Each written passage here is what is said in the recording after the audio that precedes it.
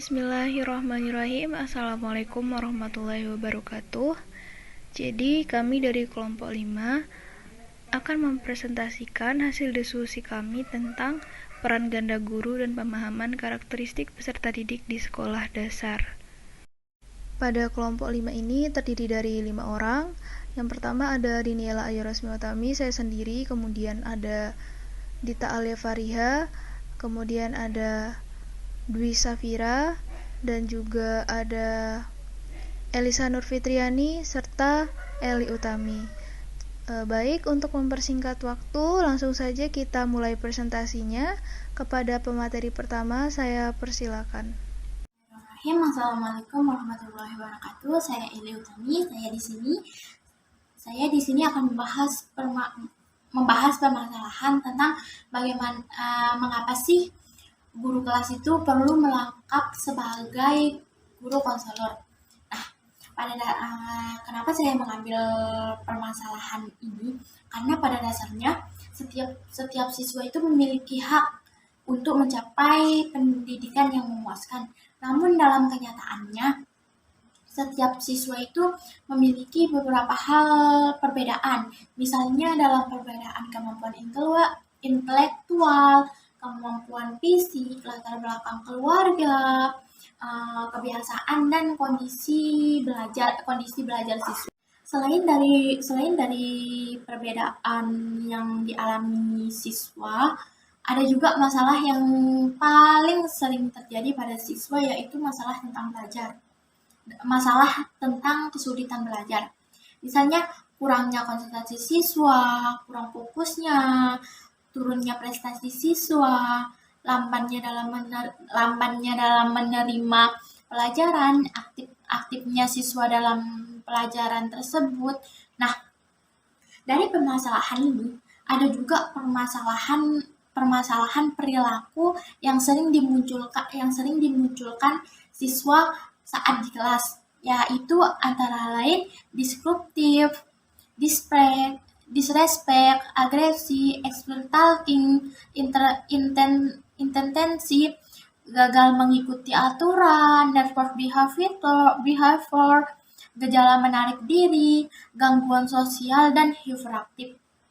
Nah, dari permasalahan yang dihadapi siswa dan perilaku permasalahan yang sering terjadi pada siswa itu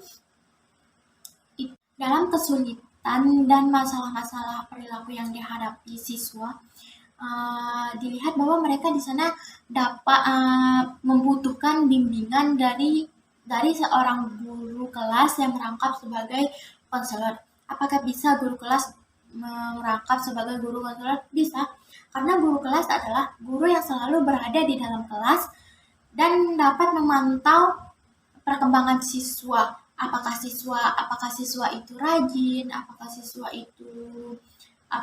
itu aktif dalam pembelajarannya atau tidak, apakah siswa itu agresif atau tidak, apakah siswa itu lamban dalam belajar atau tidak. Jadi dapat kita lihat permasalahan atau kesulitan yang saya jelaskan tadi, bahwa setiap guru harus bisa menjadi konselor bagi peserta didiknya. Kemampuan konselor perlu dimiliki guru kelas supaya mereka mampu mendampingi dan mengontrol peserta didik saat sedang menghadapi masalah atau kesulitan yang seperti yang sudah saya jelaskan tadi.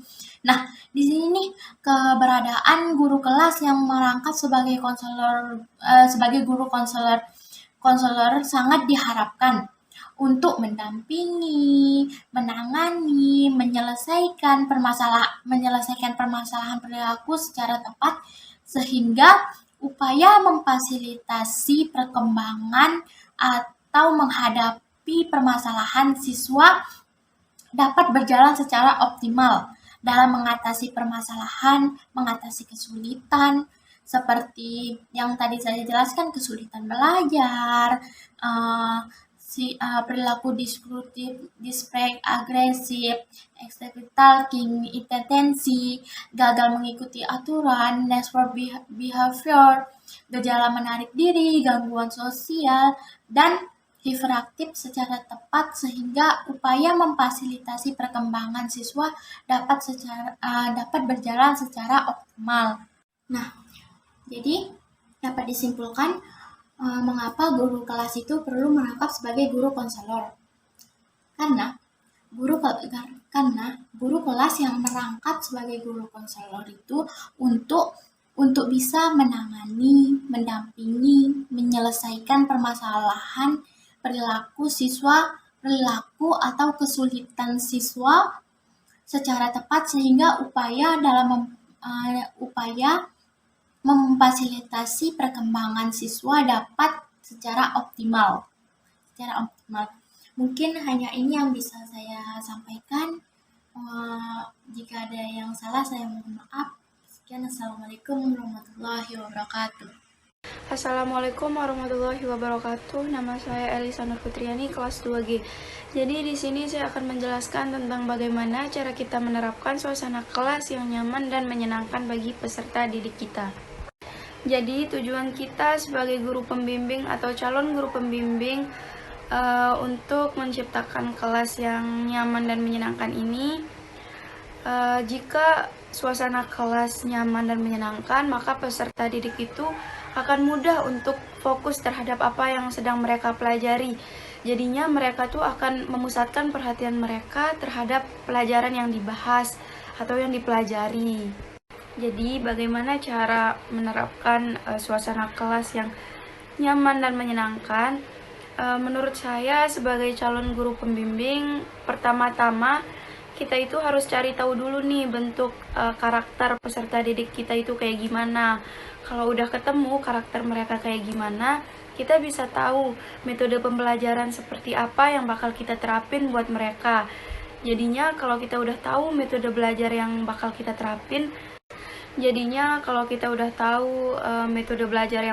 terapin, buat peserta didik kita, besar kemungkinan proses belajar mengajar akan berjalan dengan baik, lancar, dan nyaman juga menyenangkan. Sebenarnya menurut saya proses belajar yang baik akan terlaksana jika guru lebih aktif mengajar menggunakan metode yang lain. Jadi guru tidak hanya menggunakan metode ceramah atau tanya jawab saja. Jadi di sini ada beberapa contoh metode yang bisa kita terapkan untuk membuat suasana kelas menjadi nyaman dan menyenangkan. Nah, jadi metode yang pertama itu ada membuat game. Jadi bermain game ini sambil belajar bisa ngebikin peserta didik kita itu nyaman dan ngerasa kalau kelas mereka itu menyenangkan. Jadinya mereka nggak bakal mudah bosan. Tapi kita harus tetap ada unsur ilmu-ilmunya. Maksudnya di dalam permainan ini unsur ilmu-ilmunya itu harus tetap ada. Nah, yang kedua dengan cara menumbuhkan ketertarikan siswa. Jadi metode ini tuh kita bisa gunakan untuk memancing peserta didik kita atau siswa-siswa kita untuk supaya mereka tuh pengen tahu tentang materi-materi ini, tapi dengan cara yang menarik juga. Nah, jadi yang terakhir ada metode berdiskusi dengan teman sekelas. Menurut saya berdiskusi dengan teman sekelas ini sangat penting, karena dari sini tuh peserta didik kita itu mampu.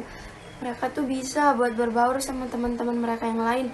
Mereka juga bisa bekerja sama, mereka bisa saling tukar pendapat, mengeluarkan pendapat. Jadi menurut saya itu, dan menurut saya juga kalau kita terapin berdiskusi dengan teman sekelas ini, mereka tuh bakal ngerasa seru karena mereka bareng teman-temannya, mereka belajar bareng teman-temannya. Jadi mereka nggak bakal ngerasa bosan, mereka bakal lebih semangat lagi buat belajar. Sekian dari saya, kurang lebihnya mohon maaf. Assalamualaikum warahmatullahi wabarakatuh. Baik, di sini kita akan membahas tentang aspek apa saja yang perlu dipahami oleh guru untuk mengetahui karakteristik peserta didik. Ada 6 aspek yang perlu diketahui oleh guru. Aspek yang pertama adalah aspek fisik motorik. Aspek fisik motorik yaitu di saat perkembangan fisik peserta didik usia sekolah dasar dicirikan dengan beragam variasi. Dalam pola pertumbuhannya, keberagaman ini disebabkan karena beberapa hal seperti kecukupan gizi, kondisi lingkungan, genetika, hormon, jenis kelamin, asal etnis, serta adanya penyakit yang diderita. Pada fase ini, pertumbuhan fisik tetap berlangsung, sehingga peserta didik menjadi lebih tinggi, lebih berat, dan lebih kuat. Yang kedua adalah aspek kognitif. Dilihat dari aspek perkembangan kognitif, menurut Piaget, masa ini berada pada tahap operasi konkret yang ditandai dengan kemampuan. Kemampuan yang pertama yaitu mengklasifikasikan atau mengelompokkan benda-benda berdasarkan ciri yang sama. Yang kedua, menyusun atau mengasosiasikan, menghubungkan atau menghitung angka-angka atau bilangan. Yang ketiga yaitu memecahkan masalah problem solving yang sederhana. Yang ketiga yaitu aspek sosial. Perkembangan sosial peserta didik usia sekolah dasar ditandai dengan adanya perluasan hubungan. Di samping dengan para anggota keluarga, juga dengan teman sebaya atau pergrup, sehingga ruang gerak hubungan sosialnya telah bertambah luas. Pada usia SD, anak mulai memiliki kesanggupan menyesuaikan diri, sikap berpusat kepada diri sendiri atau egosentris, kepada sikap bekerja sama atau kooperatif, atau mau memperhatikan kepentingan orang lain atau sosiosentris. Yang keempat yaitu aspek emosi. Emosi merupakan faktor dominan yang mempengaruhi tingkah laku individu. Dalam hal ini termasuk pula perilaku belajar. Emosi positif seperti perasaan senang, bergairah, semangat, atau rasa ingin tahu yang tinggi akan mempengaruhi individu untuk mengkonsentrasikan dirinya terhadap aktivitas belajar, seperti memperhatikan penjelasan guru, membaca buku, aktif berdiskusi, mengerjakan tugas atau pekerjaan rumah, dan disiplin dalam belajar. Yang kelima yaitu aspek moral. Penalaran moral yang merupakan dasar dari perilaku etis. Peranan lingkungan, terutama lingkungan keluarga, sangat dominan dalam perkembangan aspek moral. Pada usia 7-10 tahun campur tangan orang dewasa, yaitu orang tua, guru, dan sebagainya. Tidak lagi terlalu menakutkan buat anak. Anak mengetahui bahwa orang tua adalah orang yang harus ditaati, tetapi anak juga tahu bahwa jika melanggar aturan harus memperbaikinya. Yang keenam yaitu aspek religius. Periode usia sekolah dasar merupakan masa pembentukan nilai-nilai agama sebagai kelanjutan periode sebelumnya. Kualitas keagamaan anak sangat dipengaruhi oleh proses pembentukan atau pendidikan yang diterimanya. Oleh karena itu, pendidikan agama di sekolah dasar harus menjadi perhatian semua pihak yang terkait, bukan hanya guru agama tetapi juga kepala sekolah dan guru-guru lainnya. Nah, untuk mengetahui karakter yang dimiliki oleh siswa, guru dapat memberikan materi secara tepat melalui contoh atau ilustrasi. Dengan begitu, mereka bisa lebih mudah menerima dan menyerap pengetahuan baru yang diberikan. Jadi, tujuan saya mengambil permasalahan ini yaitu untuk memahami aspek-aspek dalam mengetahui karakteristik pada peserta didik. Oke, baik, saya Dinela Yurasmi Utami akan melanjutkan presentasi dan akan membahas permasalahan tentang apa upaya seorang guru kelas dalam membantu mengembangkan dan meningkatkan rasa percaya diri dari peserta didik. Oke, saya mengambil permasalahan ini karena memang banyak sekali ya siswa di luar sana yang masih ragu dan tidak percaya akan dirinya. Jadi dia tuh merasa dirinya gagal sebelum mencoba, merasa bahwa semua yang dia lakukan salah. Maka dari itu guru kelas itu perlu punya upaya untuk membantu meningkatkan dan mengembangkan rasa percaya diri dari peserta didik. Dan yang kita ketahui juga, rasa percaya diri itu merupakan salah satu pembentuk sikap, perilaku dan karakteristik dari peserta didik. Jadi kalau memang dia sudah punya rasa akan dirinya yang percaya diri, maka nantinya dia di situ punya potensi. Dan potensi itu dia bisa kembangkan potensinya, dia bisa mengembangkan keterampilan-keterampilan yang dia punya. Bahkan, walaupun dia punya kekurangan, dia akan menutupinya dengan kelebihannya. Itu merupakan pentingnya rasa dari percaya diri untuk siswa kita gitu. Kita harus tahu dulu bagaimana pengertian rasa percaya diri itu. Jadi rasa percaya diri atau self confidence merupakan rasa yang tumbuh ya dalam diri siswa, kemudian seberapa besar kepercayaannya atau keyakinannya pada dirinya sendiri atau kepada kemampuan yang dia miliki untuk melakukan sesuatu. Jadi dia yakin sama dirinya kalau dia bisa melakukan suatu hal gitu. Kemudian bagaimana dengan siswa yang tidak memiliki rasa percaya diri? Jadi siswa yang tidak memiliki rasa percaya diri itu dia akan menghambat ya perkembangan pada intelektualnya, kemudian perkembangan pada keterampilannya, kemudian pada kemandirian siswa, kemudian juga kecakapan dalam segala hal itu akan berkurang dalam mengaktualisasikan segenap kemampuan yang dia miliki. Jadinya dia nggak pede buat nunjukin kemampuan apa yang dia punya, keterampilan apa yang dia punya. Itu dia nggak pede untuk mengeluarkan, jadi dia hanya pendam sendiri, dan itu bisa membuat perkembangannya itu bisa menghambat yang tadi itu. Kita bisa bayangkan apa yang terjadi bila rasa percaya diri itu tidak ada di dalam diri siswa. Dia akan menjadi siswa yang introvert, pendiam, tidak banyak bicara, tidak banyak berinteraksi dengan teman-temannya, kemudian lebih cenderung ke malu melakukan semua hal. Karena di situ dia tuh punya mindset, saya takut salah. Padahal dia belum mencoba sudah merasa dirinya akan salah, sudah merasa dirinya akan gagal. Nah, jadi ada beberapa upaya ya yang bisa dilakukan seorang guru kelas untuk meningkatkan dan mengembangkan rasa percaya diri peserta didik. Jadi, yang pertama itu membuat siswa merasa mendapat dukungan dengan cara memotivasi gitu. Jadi, setiap siswa itu kan membutuhkan adanya perasaan bahwa dia itu dapat dukungan, dapat supporter gitu atas segala yang dia lakukan. Tapi bukan berarti siswa itu harus mendapat limpahan bantuan dari guru gitu ya. Yang kedua ada membuat siswa merasa bertanggung jawab. Jadi kita itu harus memberikan kesempatan kepada siswa untuk membuat keputusannya sendiri atas perilakunya gitu kan. Di sini dapat kita artikan bahwa sebagai usaha guru untuk memberikan tanggung jawab kepada siswa. Jadi tanggung jawab ini kan akan mengarahkan sikap positif siswa terhadap dirinya sendiri gitu. Kemudian yang ketiga, membuat siswa itu merasa mampu. Jadi sebenarnya siswa itu mampu gitu mengembangkan kemampuan dirinya seoptimal mungkin. Kalau misalnya guru itu punya pandangan bahwa pada dasarnya siswa itu punya kemampuan walaupun belum dikembangkan. Dia itu punya kemampuan tapi belum berkembang gitu. Jadi di sini tugas guru harus membantu dalam mengembangkannya. Kemudian yang keempat, mendidik siswa untuk mencapai tujuan yang realistis. Jadi di sini guru itu harus membantu siswa untuk menetapkan tujuan yang hendak dia capai gitu serealistis mungkin. Itu sesuai dengan kemampuan yang dia miliki gitu. Dan yang kelima, membantu siswa menilai diri mereka secara realistis. Jadi di mana siswa itu perlu bantuan guru ya untuk mendorongnya berusaha mencapai keberhasilan, dan keberhasilan itu merupakan nilai dari dalam dirinya. Kemudian yang keenam ada mendorong siswa agar bangga dengan dirinya secara realistis. Jadi rasa bangga akan keberhasilan yang telah dia capai itu kan salah satu kunci ya untuk menjadi lebih positif dalam memandang kemampuan yang dia miliki.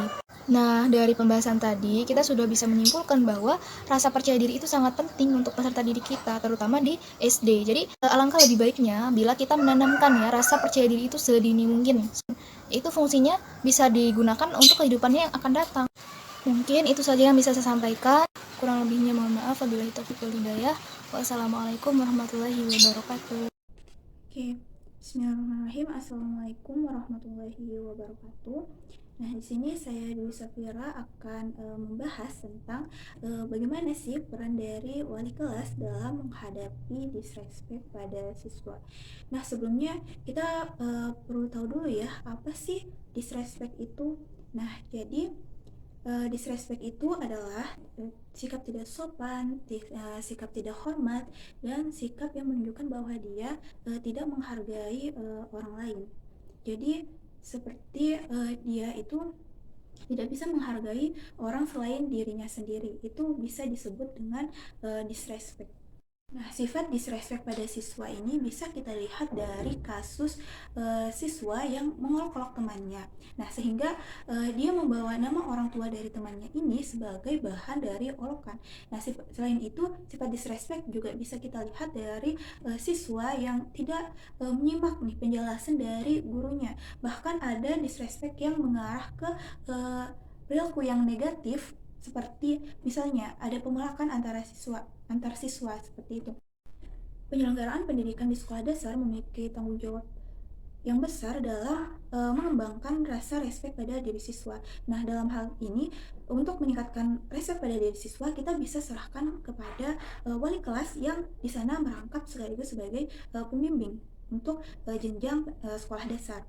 Nah, dalam meningkatkan rasa respek pada diri siswa, kita dapat menggunakan dua pendekatan, yaitu pendekatan tematik integratif dan pendekatan keteladanan atau peniruan. Nah, pendekatan tematik integratif adalah pendekatan yang dapat dilakukan dengan cara mengintegrasikan nilai-nilai dalam mata pelajaran yang memiliki tema yang sama. Juga bisa dilakukan dengan metode pembelajaran atau strategi yang digunakan oleh guru.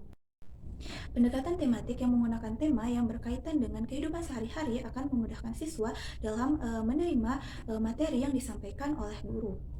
Jadi pendekatan tematik integratif ini lebih menekankan kepada peran siswa dalam belajar. Bagaimana siswa berperan aktif dalam pembelajaran dan mengambil keputusan sesuai dengan pengalaman belajar yang dialaminya.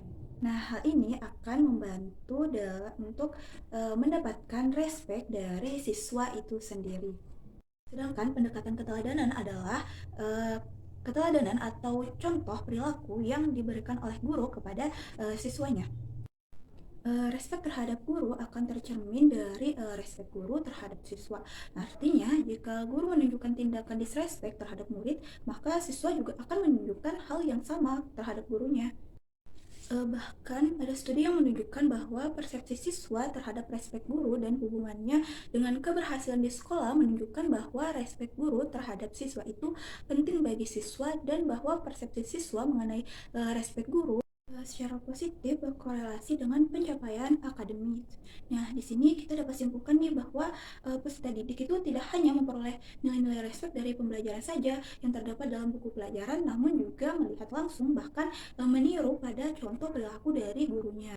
Kondisi ini akan menambah kedekatan yang positif antara guru dengan siswa sehingga terhindar dari permasalahan yang akan menghambat perkembangan mental dan akademis siswa. Terakhir nih, apa sih tujuan saya atau apa alasan saya mengambil masalah tentang disrespect pada siswa?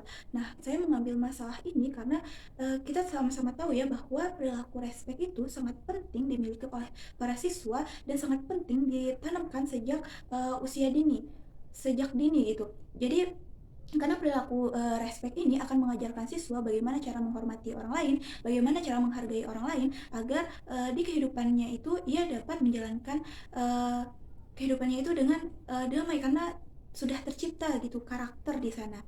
Karakter yang tercipta itu karakter seperti apa? Ya, yang tadi saya sebutkan bahwa di sana akan tercipta karakter bahwa ia bisa menghargai orang lain, ia bisa menghormati orang lain. Nah, dia bisa misalnya di kehidupannya sehari-hari, dia bisa menghargai temannya, dia bisa menghormati gurunya, mendengarkan gurunya. Jadi penanaman nilai respek sejak dini pada diri siswa itu sangat penting. Nah, mungkin sekian pemaparan materi dari saya, kurang lebihnya mohon dimaafkan. Assalamualaikum warahmatullahi wabarakatuh. Oke, jadi itu tadi pemaparan dari kelompok 5 ya, tentang peran ganda guru dan pemahaman karakteristik siswa di sekolah dasar. Semoga teman-teman bisa memahami materi dari kami. Terima kasih sudah meluangkan waktunya. Apabila ada kesalahan, semoga dimaafkan dan dimaklumi. Wabillahi taufiq wal hidayah. Wassalamualaikum warahmatullahi wabarakatuh.